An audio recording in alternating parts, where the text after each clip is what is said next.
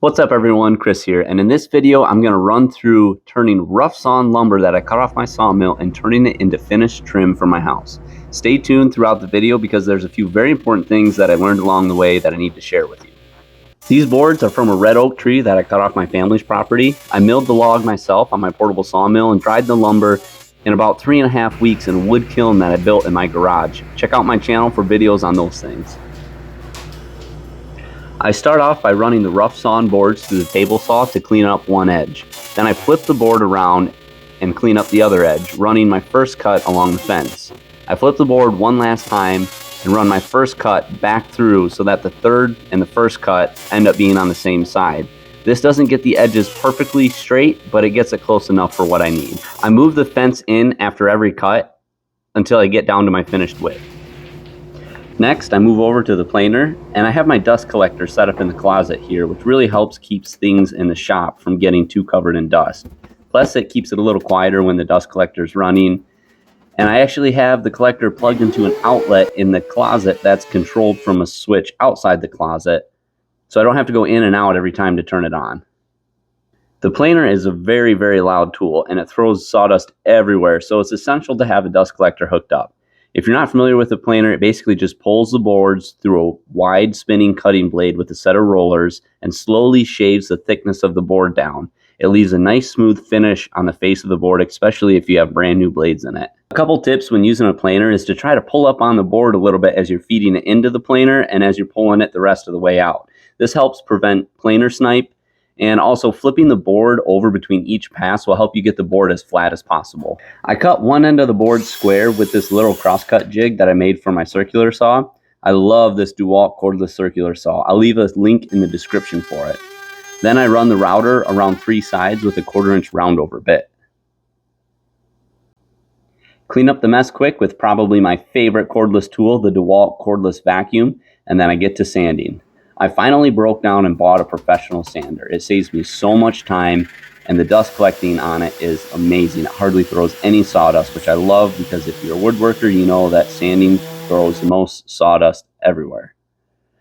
The one I picked is the 3M Extract, and it is well worth the money. After I brush or vacuum the sawdust off, I apply a pre-stained wood conditioner. This really makes the grain pop, and I recommend not leaving the conditioner sit on the oak for too long and being very thorough when you're wiping it off. Also, let it sit for a while after you wipe the conditioner off before you try to apply stain. Oak has such deep porous grain that there can still be liquid conditioner stuck in the grain when you apply your stain, and it'll leave fish eyes after you apply your stain. I'm using Minwax stain, and in order to achieve the color I want, I'm mixing 50% dark walnut with 50% red oak. I typically wipe the stain off right away, but if you want a darker color, you can let the stain soak in for 5 to 15 minutes. Just don't wait too long because the stain will start to dry and it'll be hard to wipe off. Another thing you can do to achieve a darker color is to stop sanding at a coarser grit sandpaper. Like stop sanding at 150 rather than going all the way to 220. For varnish, I'm just using satin lacquer sprayed through a cheap HVLP gun. I've got a water catch filter on here and I sprayed about 25 psi. I mixed the lacquer, 1 part lacquer thinner to 2 parts lacquer. I'm just spraying outside, but the lacquer dries very quickly, like in 60 seconds. So it'll dry before any dust can land on it. I spray 3 coats and lightly sand after the second coat. I wipe off the bulk of the lacquer dust, but lacquer is self-wetting. So any white dust left from sanding after the second coat will just wet back down after you make your final coat, and it'll look even nicer.